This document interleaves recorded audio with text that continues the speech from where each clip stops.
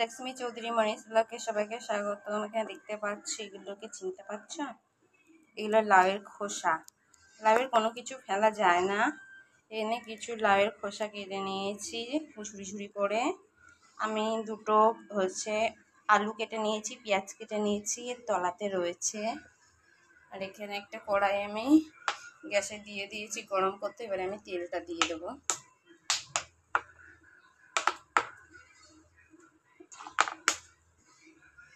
তেলটা দিয়ে দিয়েছি, তেলটাকে একটু নাড়িয়ে দেবো। তেলটা গরম হোক। আর এখানে আমি নিয়ে নিয়েছি দুটো পাকা লঙ্কা আর একটা কাঁচা লঙ্কা। তেলটা গরম হলে এর ভেতরে আমি কালো জিরে দিয়ে দেবো ফোড়ন। এতে তেলটা অলরেডি গরম হয়ে গেছে, আমি দিয়ে দিচ্ছি কালো জিরে। আর এখানে আমি দিয়ে দেবো একটু লবণ, এই তেলের ভেতরে দিয়ে দেবো।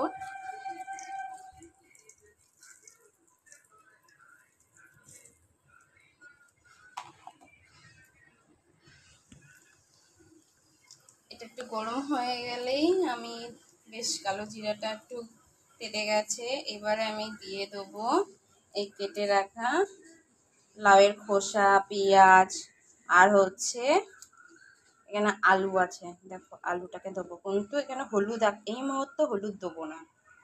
এবার এটার ভেতরে আমি দিয়ে দিই কড়াইতে। দেখতে পাচ্ছ আমি কড়াইতে ঢেলে দিয়েছি সব।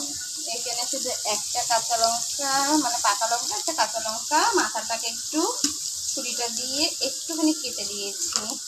এবার গ্যাসটাকে আমি একটু বাড়িয়ে দিয়েছি। এবারে এটাকে আমি ভাজবো, বেশ অর্ধেক ভাজা ভাজা করবো, যাতে পুড়ে না যায় সেইভাবে ভাজতে হবে। ভাজাটা করে নিই, তোমাদের দেখাচ্ছি। দেখো এইভাবে সমস্ত লাউয়ের খোসাটাকে পেঁয়াজ দিয়ে সব দিয়ে ভাজতে হবে। হলুদটা একটু পরে দেবো, এই মুহূর্তে এখন হলুদটা দেবো না, নাহলে একটু কাঁচা কাঁচা এগুলো আবার সেদ্ধ হতে চাইবে না।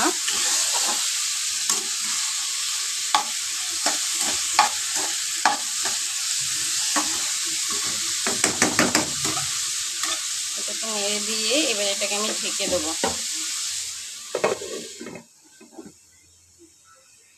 5 মিনিটের জন্য ঢেকে দেবো, তারপর ঢাকনাটা আমি তুলবো।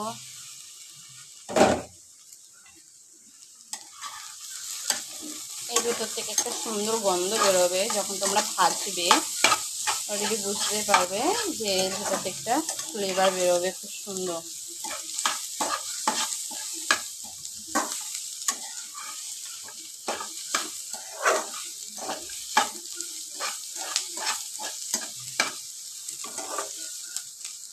এর ভেতরে আমি আঁচটা একটু কমিয়ে দিয়ে এবারে আমি হলুদটা দিয়ে দেবো। হলুদটা দিয়ে দিয়েছি। এবার হলুদটার সাথে ভালো করে আলু, পেঁয়াজ, কুমড়োর খোসাটার সঙ্গে ভালো করে মিক্সড করতে হবে। এবারে এখানে যার যেরকম লবণ লাগবে সে সেরকম দেবে। যেহেতু আমি আগে তেলে আমি পরিমাণ মতো লবণ অলরেডি দিয়ে দিয়েছি, আমার লবণ লাগবে না, তাই আমি এখানে দেবো না। বাট যারা মানে করবে তাদের স্বাদ মতন তারা দিয়ে নেবে। এই জায়গাটা সব কিছু দিয়ে দেবে। দেখো আমি এখানে কিন্তু কোনো জল দিইনি। অনেকে আছে ভাজতে গেলে একটু জল দেয়, আমি জল কিন্তু দিইনি। এটাকে আস্তে আস্তে কম আছে এটাকে ঢেকে ঢেকে ভাজতে হবে। আবার আমি কিছুক্ষণের জন্য ঢেকে দিলাম।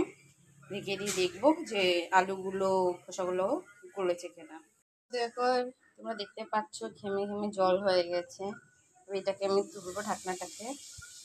দেখো আমার কিন্তু অনেকটাই হয়ে গেছে, দেখেই বোঝা যাচ্ছে।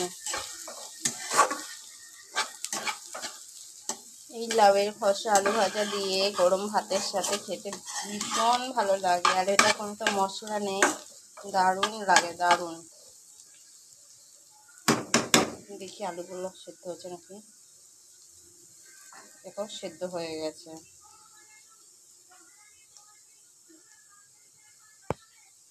ছ্যাঁকাও খেয়ে যাচ্ছি। দেখো আলুগুলো কিন্তু ভেঙে গেছে। হয়ে এসছে, আমি আর একটুখানি করবো। দেখেছো আলু ভাজাটা কিন্তু পুরো খোসাটার সঙ্গে পুরো শলা শলা আছে। বেশি পেঁয়াজগুলো দেখো খুব সুন্দর হয়েছে, পুরো একেবারে পুরো ছাড়কার হয়নি, এই জন্য কম আছে রান্না করতে হবে। গ্যাসটাকে কমিয়ে কমিয়ে একটা ভাপা দিয়ে দিয়ে ঢেকে ঢেকে এটাকে সেদ্ধ করতে হবে, জল দেওয়া যাবে না।